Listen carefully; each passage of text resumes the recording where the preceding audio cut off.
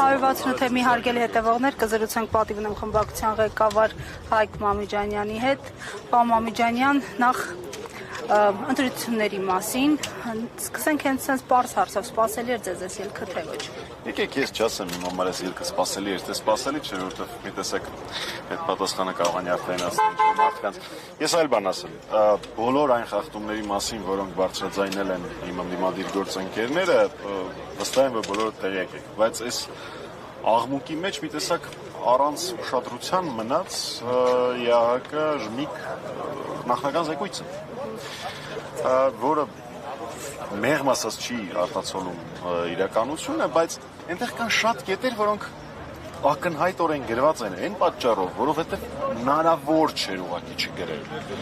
Հստակ գրված է, որ այն սոցիալական աջակցությունները, որոնք իշխանություն կոչեցյալները տրամադրել են նախընտրական շրջանում, խախտում է։ Հստակ նշված է, որ Փաշինյանի խոսույթն է խախտում։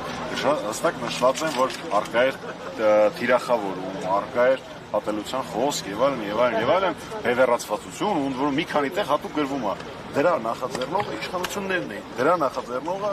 իշխող մեծամասնությունն է։ Ուստի սա նորից չկրկնվելու համար գործընկերներից ասածները խախտումները շատ են, ընդդիմադիրները դրա մասին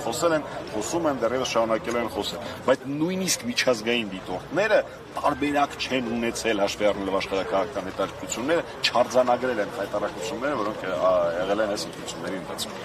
Պարոն Մամիջանյան, ըստ ձեզ միայն այդ խախտումներն են պատճառը, որ ընդդիմադիր ուժերը, նույնիսկ միասնական ընդդիմադիր ուժերը չանցան արդարան։ Անցան, բայց մեծամասնություն։ Հետաքրքրական հարց եք տալի։ Գիտեք, ձևակերպեմ պատասխանս այսպես։ Այդ խախտումները առկային միանշանակ, դրանց պիտի լինեն հետևանքներ միանշանակ։ Մնացած բոլոր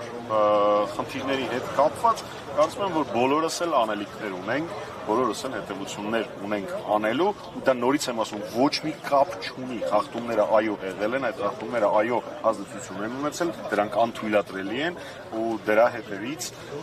բոլորս միասին, որպես ընդդիմություն, որպես հայրենասերներ, պիտի գնանք։ Իսկ մնացած բոլոր այլ հետևությունները, ինչ կարելի է ավելի լավ անել, որտեղ կարելի է հետագայում կառավարությունը ավելի ուժեղացնել, խոսակցությունը քաղաքացու հետ, մեր քույրերի եւ եղբայրների հետ ինչ ձևով տանել, դա ես չեմ կարծում, որ իմաստ կա, որ ես հրապարակային որևէ մեկին խորհուրդ տամ, այդ ամեն ինչը յուրաքանչյուրը վերլուծում է իր համար, այն մարդիկ, ովքեր ինձ այդ խորհուրդը լսելու ցանկություն ունեն, զանգում են եւ այդ խորհուրդը լսում։ Պարոն Մամիջանյան, եւ հնարավոր է իրավիճակը բերի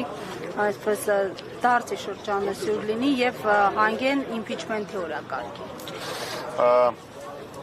Ես հիմա բավական հետաքրքրական կարգավիճակում եմ գտնվում։ Ես իհարկե ունեմ հնարավորություն ասելու, բայց չեմ անի։ Ամենաշատ ձայներ հավաքած հիմնական ընդդիմադիր ուժի առաջին համարի Նարեկ Կարապետյանի երեկվա ասածներից ակնհայտ երևում էր, որ իրենք մեծ ուշադրություն են դարձնում իմպիչմենթ գործիքի։ Պարոն Մամիջանյան, հիմա օրակարգում ամենաառաջնային հարցը վերցնել մանդատները, թե չվերցնել դուք որպես ներկապահին խորհրդարանում պատգամավոր, ինչ դիտարկում ունեք, ինչ կարծիք ունեք այդ հարցի։